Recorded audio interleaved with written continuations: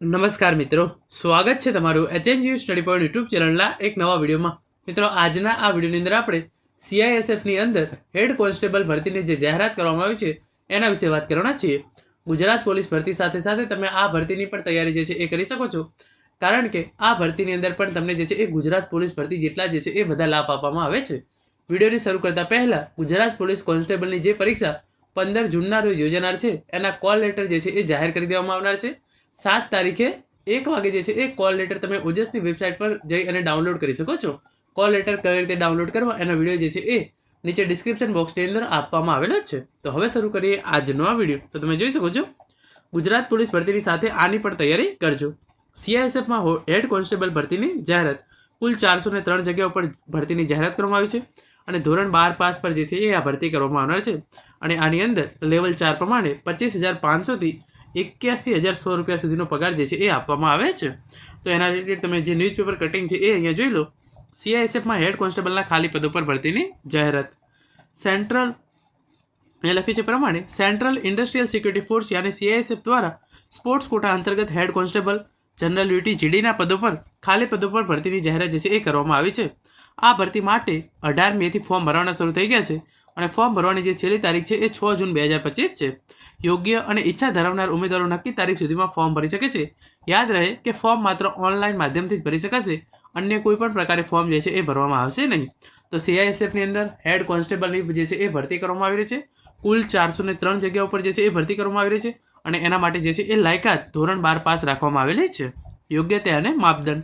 આ ભરતીમાં ભાગ લેવા માટે ઉમેદવારોએ કોઈ પણ માન્યતા પ્રાપ્ત બોર્ડ અને સંસ્થામાંથી ધોરણ 12 પાસ કર્યું હોવું જોઈએ. સાથે જ ઉમેદવારે સંબંધિત સ્પોર્ટ્સમાં રાજ્ય, રાષ્ટ્ર, આંતરરાષ્ટ્રીય સ્તરે પ્રતિનિધિત્વ કર્યું હોવું જોઈએ.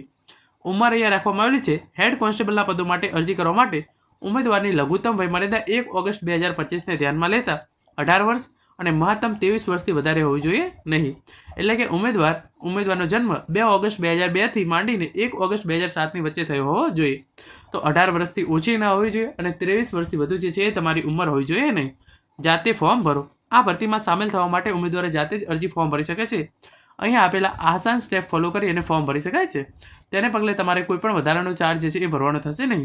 અરજી ફોર્મ ભરવા માટે તમારે સૌપ્રથમ જે છે એ CISF.RECTF.CISF.gov.in/index.php આ વેબસાઇટ છે એની લિંક નીચે ડિસ્ક્રિપ્શન બોક્સની અંદર આપવામાં આવેલી છે. આ વેબસાઇટ પર જતું રહેવાનું છે.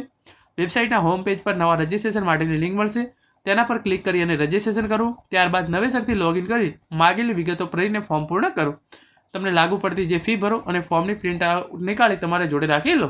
તો ઇન શોર્ટ વેબસાઇટ પર જવાનું છે, ત્યાં જઈને રજિસ્ટ્રેશન કરવાનું છે. રજિસ્ટ્રેશન કર્યા પછી તમારે યુઝરનેમ અને પાસવર્ડથી લોગિન કરી લો.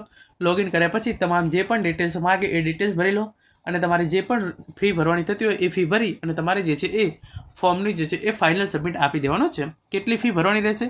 તો આ અરજી પ્રક્રિયામાં સામાન્ય, OBC અને EWS વર્ગના ઉમેદવારોએ 100 રૂપિયા ફી ભરવાની રહેશે અને ફી ઓનલાઈન માધ્યમથી ભરી શકાશે. SC, ST તથા મહિલા ઉમેદવારોએ આ ભરતીમાં સામેલ થવા માટે કોઈપણ પ્રકારની ફી જે છે એ ભરવાની રહેતી નથી. તો સામાન્ય, OBC અને EWSના પુરુષ ઉમેદવારો છે એમણે 100 રૂપિયા ફી ભરવાની છે.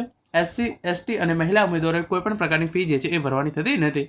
તો ઇન શોર્ટ મિત્રો, આ હતો આજનો વિડીયો, જેની અંદર આપણે CISFની અંદર હેડ કોન્સ્ટેબલની 403 જગ્યાઓ માટે જે છે એ ભરતી પ્રક્રિયા શરૂ કરવામાં આવી છે એના રિલેટેડ. એની અંદર પગાર ધોરણ જે છે એ લેવલ 4 પ્રમાણે 25,500 થી 81,100 સુધીનું આપવામાં આવે છે અને બીજા જે છે એ તમામ સરકારી નોકરીના લાભ જે છે એ આપવામાં આવે છે. આ ભરતીની વિગતવાર PDF જે છે એ હું ટેલિગ્રામ ચેનલની અંદર મૂકી દઈશ. ટેલિગ્રામ ચેનલની લિંક નીચે ડિસ્ક્રિપ્શન બોક્સની અંદર અને કોમેન્ટની અંદર પિન કરવામાં આવેલી છે. મિત્રો, આ હતો આજનો video. Thank you so much for watching.